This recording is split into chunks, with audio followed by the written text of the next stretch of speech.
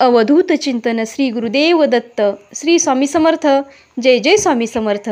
सखी सोबती या माझ्या यूट्यूब चॅनलमध्ये तुमचं मनापासून स्वागत.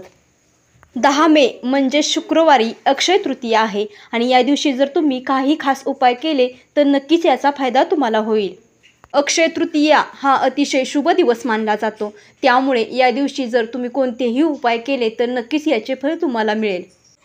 अक्षय तृतीयेला पितरांची पूजा केली जाते, त्याचप्रमाणे विष्णू आणि लक्ष्मीची सुद्धा पूजा केली जाते. त्यामुळे हा संपूर्ण दिवस खूप शुभ मानला जातो.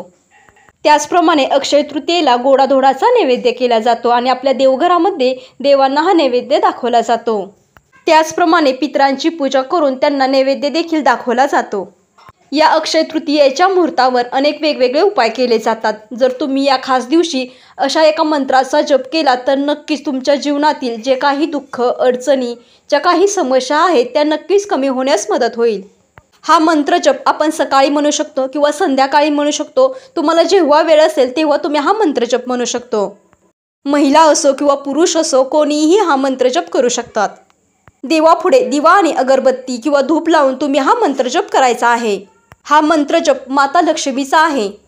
मंत्र जपाने माता लक्ष्मी जर तुमच्यावर प्रसन्न झाली तर तुमच्या घरामध्ये ज्या काही समस्या आहेत, ज्या काही अडचणी आहेत त्या नक्कीच कमी होण्यास मदत होईल.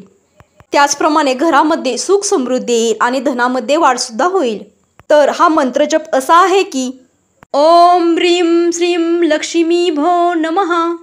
हा मंत्र जप आपल्याला देवघरासमोर बसून करायचा आहे. हा मंत्र जप तुम्ही 1 माळ करायचा आहे वा शक्य असल्यास तुम्ही जास्त सुद्धा हा मंत्र जप करू शकता. तुम्ही जो काही मंत्र जप कराल तो पूर्ण श्रद्धेने आणि मनापासून करायचा आहे. हा मंत्र जप करताना कोणत्याही प्रकारची घाई करायची नाही. अगदी हळूवारपणे हा आपल्याला मंत्र जप करायचा आहे.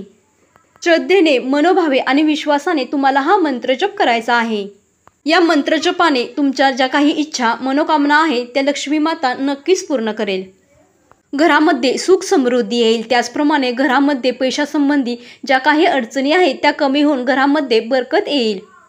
हा अतिशय सोपा आणि साधा उपाय आहे, त्यामुळे न चुकता अक्षय तृतीयेच्या दिवशी हा उपाय करायला विसरू नका.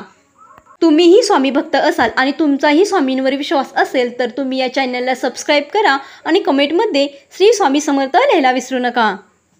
व्हिडिओ आवडला असेल तर व्हिडिओला लाईक करा, शेअर करा. धन्यवाद.